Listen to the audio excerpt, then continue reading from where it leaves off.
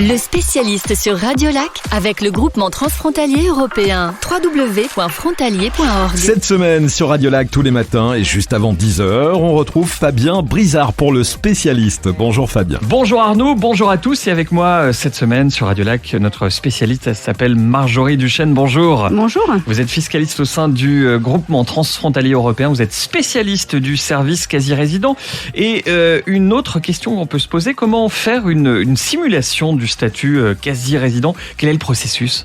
Alors, la première étape, c'est déjà d'aller vérifier son pourcentage de quasi-résident, donc sur notre site internet, au moyen du simulateur de quasi-résident. Ensuite, si la personne elle a plus de 90% de ses revenus imposables en Suisse, elle pourra prendre rendez-vous directement en ligne sur notre site internet. Et ensuite, donc, on pourra la recevoir en rendez-vous. Et donc, le fiscaliste remplira la déclaration intégralement en fonction de sa situation personnelle, ce qui permettra justement d'évaluer l'avantage fiscal ou non à faire la déclaration suisse. Alors, quels sont les avantages de ce statut? Quelles charges, par exemple, sont déductibles avec ce statut de quasi-résident?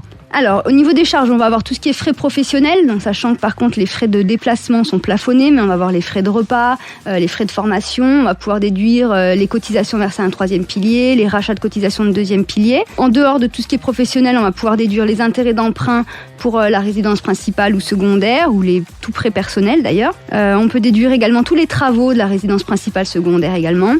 Les cotisations d'assurance maladie, les frais médicaux restés à charge et tout ce qu'il était possible de demander auparavant dans la DRIS, donc les frais de garde et les pensions alimentaires. Voilà, il y a quelques subtilités évidemment. Quels sont les détails pour remplir ces formulaires? Et puis il y a une date évidemment limite avant laquelle il faut faire ces démarches. Oui, donc déjà le premier délai à respecter, c'est le délai du 31 mars qui est le délai pour l'envoi du formulaire de demande de rectification. On peut le faire également en ligne sur le site iDémarche. Mais bien respecté, donc le 31 mars, c'est un délai impératif. Ensuite, donc pour ceux pour qui ce sera intéressant au niveau pour faire la déclaration de quasi-résident, là, ces personnes recevront courant du deuxième trimestre 2022 un dossier qui comprend une déclaration à remplir et ce dossier doit être renvoyé dans les 30 jours. Et ensuite, le bordereau taxation, qui est le résultat de la taxation, il sera envoyé dans le dernier trimestre 2022, voire premier 2023. Pour plus d'informations, le groupement transfrontalier. Merci beaucoup Marjorie Duchesne et on se retrouve demain avec d'autres questions en matière de fiscalité.